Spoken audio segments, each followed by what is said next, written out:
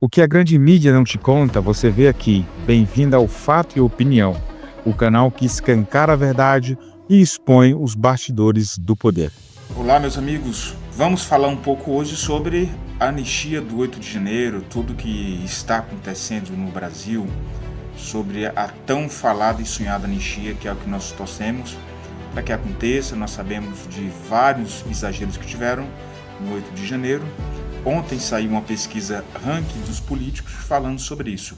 Eu vou colocar o vídeo aqui para a gente poder ver esses dados, ver esses números e ter um entendimento melhor, que acreditamos que falta muito pouco para que essa anistia de fato aconteça.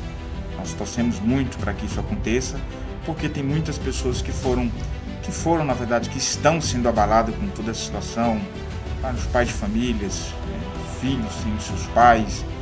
De fato é uma situação exagerada que aconteceu e a cada dia vem mostrando que isso é mais uma tese que vai cair por terra, porque não é o correto, é uma coisa errada que está acontecendo e nós acreditamos muito na justiça de Deus. No momento certo ele vai providenciar ela, para que tudo se ocorra da maneira dele. Pesquisa da Associação Ranking dos Políticos mostrou uma divisão no Congresso Nacional sobre a possibilidade de anistia aos envolvidos nos atos de 8 de janeiro. Olha só, vamos dar uma olhada nos números. Na Câmara dos Deputados, 50% disseram ser a favor da anistia. 41,8% disseram ser contra e 8,2% não sabem ou não responderam. Já no Senado, 46,2% responderam ser a favor da anistia, 38,4% ser contra e 15,4% não sabem ou não responderam. Para a pesquisa foram entrevistados 110 deputados federais de 18 diferentes partidos e 26 senadores de 11 diferentes partidos, respeitando o critério da proporcionalidade partidária. Eu acho que está muito favorável para que a anistia ela aconteça, tanto pela Câmara dos Deputados quanto pelo Senado.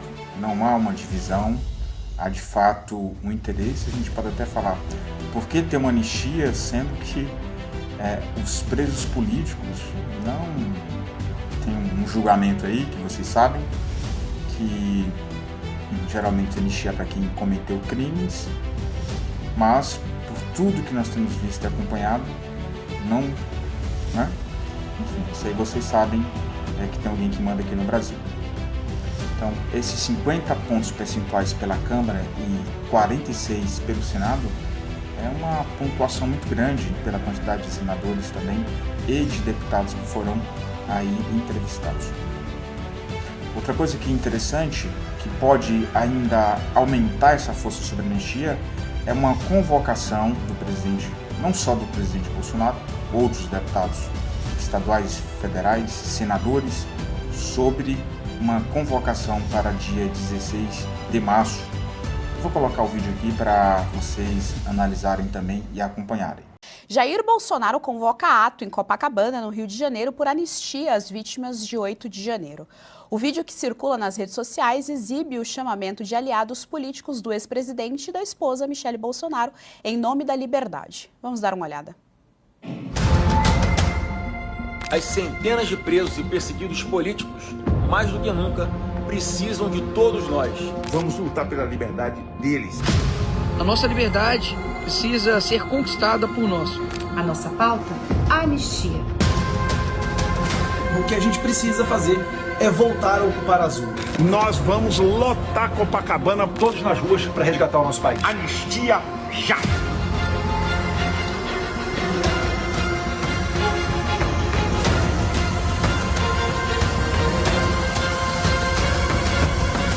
Boa sorte a todos e até lá, se Deus quiser.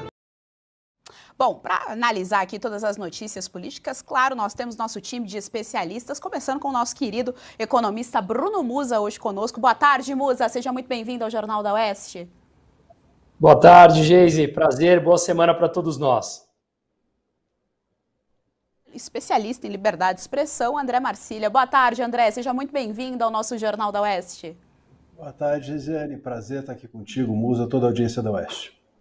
Bruno Musa, olha só, a gente está vendo então esse ato aí que vai ocorrer no dia 16 em relação à anistia dos presos políticos do 8 de janeiro. A gente sabe que teve ali bastante debate antes, né, desse ato do dia 16, mudaram as pautas.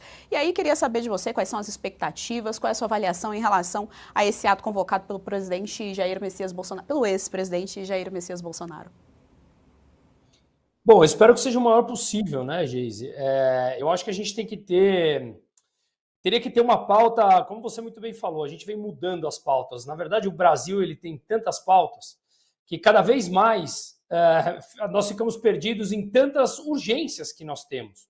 Dentre elas, como, por exemplo, os presos políticos, onde um país que se considera minimamente democrático não é que pode ter um ou dois, não pode conceber a existência de presos políticos. E no Brasil hoje nós temos e muitos. E não adianta tergiversarmos a respeito do tema e dizer que não é preso político, dependendo da ótica dependendo não é. Não, temos presos políticos no Brasil. Nós temos um problema claro, o André vai falar aqui, não o cumprimentei no começo, muito boa tarde, André, prazer estar contigo. Ele falará muito bem a respeito do tema, que entende muito mais sobre liberdade de expressão, sob o ponto de vista técnico da coisa, mas no Brasil hoje simplesmente não há, ou há com várias limitações, vários receios impostos pelo próprio medo dos burocratas que lá estão. Então, movimentos como esse, para mim, são extremamente necessários. Todo mundo que me acompanha, seja aqui ou nas minhas redes, há muito tempo, sabe o meu posicionamento contra a presença do Estado e o monopólio do uso da força do Estado que eles têm sobre a gente. Isso faz, esse monopólio da força, faz com que claramente o medo imposto por esses burocratas que centralizam o orçamento e centralizam a vontade deles no que eles chamam de lei, e interpretam como eles querem, faz com que grande parte da população que ou não quer ter voz pública, ou não é do interesse deles, simplesmente começam a se retrair, inclusive em ambientes privados. Ora, é melhor não nos pronunciarmos, seja numa conta de rede social ou num ambiente de amigos ou familiares. É melhor não falar sobre um tema, porque de repente vão me considerar A, B, C ou D, fascista, genocida ou o que quer que seja. E esse medo vai impondo na gente determinadas limitações de comportamento que, quando percebemos, chegamos no Brasil de hoje, onde a voz apenas de um lado é permitida falar e, por fim, a gente começa a ver movimentos do outro lado. Então, eu acho que esse movimento do dia 16, ele deve acontecer com muita frequência. Nós vimos em Hong Kong, em vários outros países, que, ao longo dos últimos tempos, fizeram movimentos importantes no mundo, em que eles aconteceram por vários dias. E eu acho que no Brasil nós estamos aprendendo a nos aglomerarmos, aprendemos, depois nos censuraram, depois esse movimento cedeu e agora precisa se aglutinar de novo. Então é um movimento de aperfeiçoamento, de aprimoramento, de ir aprendendo e, portanto, a gente precisa cada vez mais a população na rua. Quando eu falei do meu posicionamento contra os burocratas, contra o Estado, contra o monopólio da força do Estado, é porque fica muito claro o poder de coerção sobre a população desses burocratas que acabam calando todo mundo.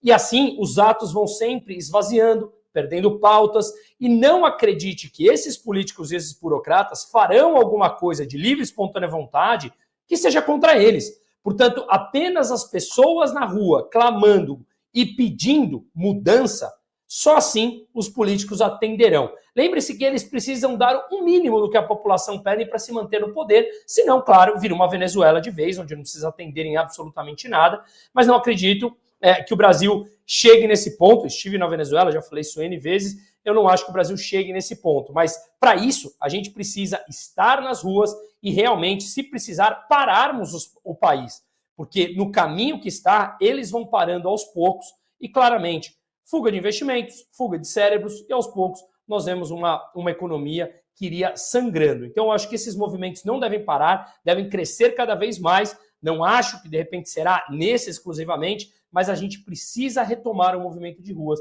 Só assim os políticos começarão a exercer algum tipo, pelo menos mínimo, de anseio em responder às demandas da população.